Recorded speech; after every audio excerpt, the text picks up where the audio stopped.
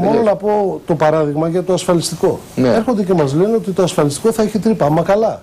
Δεν το ξέραν ότι όταν μειώνεις τους μισθούς κατά 25 με 40%, μισό λεπτό, 25 με 40% μείωση των μισθών σημαίνει αντίστοιχα μείωση των εισφορών προς τα ασφαλιστικά ταμεία με το ίδιο ποσοστό. Ένα το κρατούμενο. Το δεύτερο. Βέβαια η τρύπα εκεί στο ασφαλιστικό λεγόταν πως υπάρχει επιγέννηση.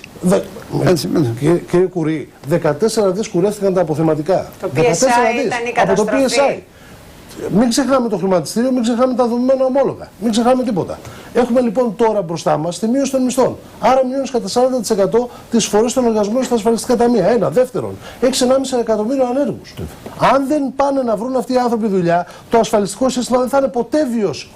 Ναι. Και επίσης, και κλείνω με αυτό, έρχονται οι ίδιοι άνθρωποι και ζητάνε μείωση των εργοδοτικών εισφορών κατά 5 μονάδες. Και δημιουργούν μία τρύπα 1,8 δις ευρώ το χρόνο. Με συγχωρείτε, λοιπόν, όταν το κάναν αυτό δεν το είδαν. Και έρχονται σήμερα και ζητάνε πάλι μείωση των συντάξεων. Εκεί λοιπόν αναρωτιόμαστε, θέλουν πραγματικά να μας βοηθήσουν να